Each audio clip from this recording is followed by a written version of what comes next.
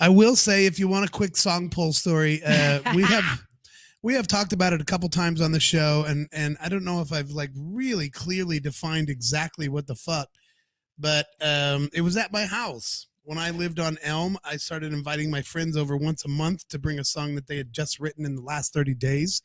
And it turned from 5 performers and grew to almost 50 performers in the course of about 10, 11 months. Right. That was happening right all over here on Elm and Pickwick, right catty corner from the Emo's Pizza over there.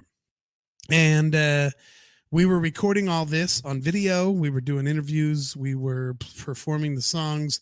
Then we also built a website and started encouraging other cities to do the exact same thing we were doing here, because we had so much fun doing it here. We thought this same thing could work in another city, no problem. Right. So it worked. It worked. We started getting SongPulls set up in Kansas City, St. Louis, Los Angeles, Nashville, Johnson City, Tennessee.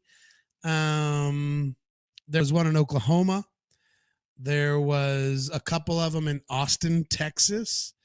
There, Massachusetts. Wow. We got up to like almost 20 cities that were doing SongPull, and it was all original songs. You just write it in the last 30 days. You get up and you play the one song. That's it. One song. Explain to the camera what it's all about, and then perform your song. Right. One thing that's kind of fun, not a huge story. I've got 6,000 stories regarding SongPull, but just to appease the audience tonight, I'll tell you one. There's a movie out there called Super High Me.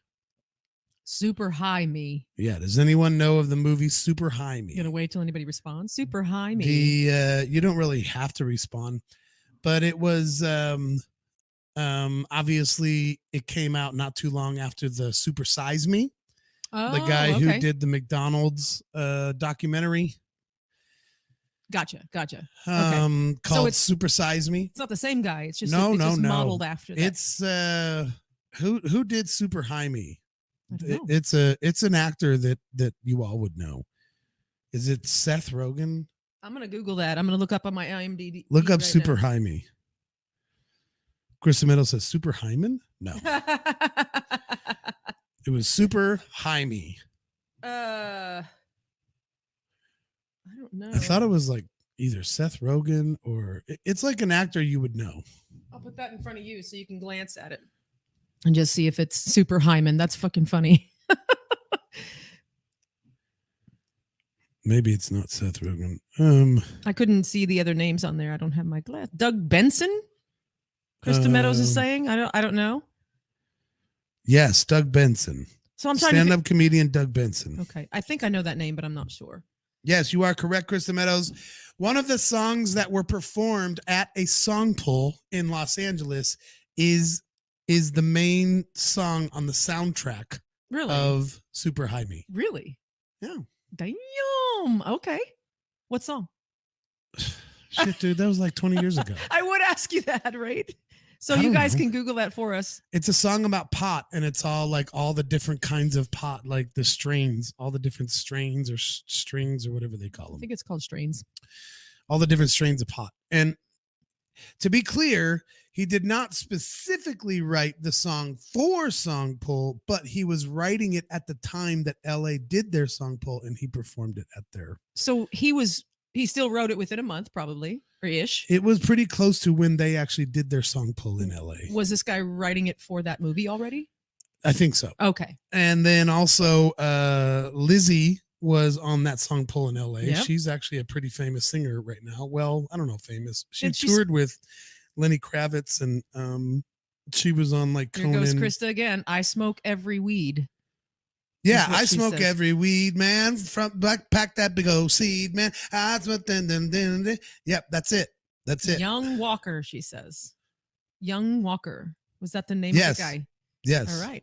We have a brand new informational, like, since I haven't seen Julia tonight. I mean, excuse me. I haven't seen our Screamer Dreamer medication information line show up yet. So now we have a new one in Krista Meadows. Thank you very much. Lissy actually performed at SongPull out in Los Angeles as well.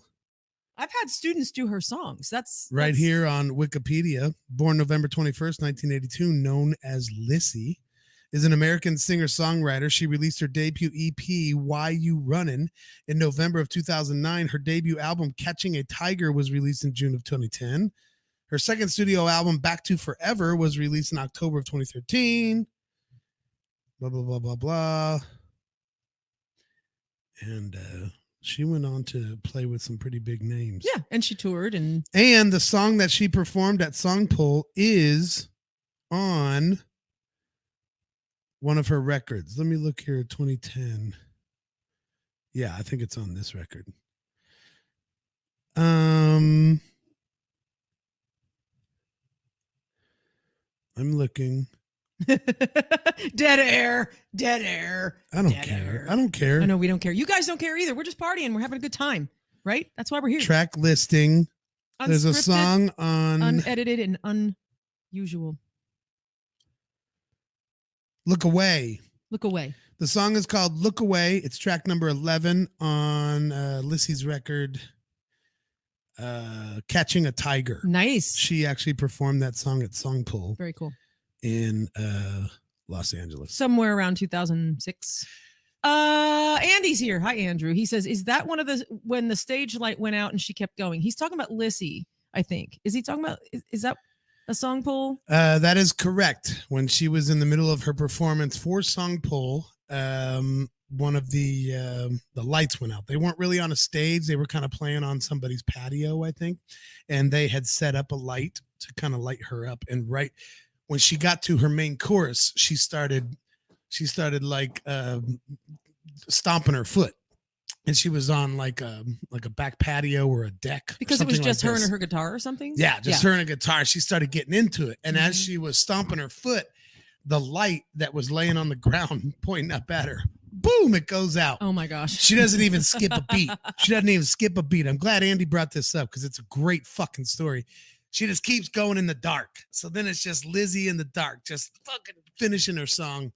And it was like, that was badass. Nice. Very cool.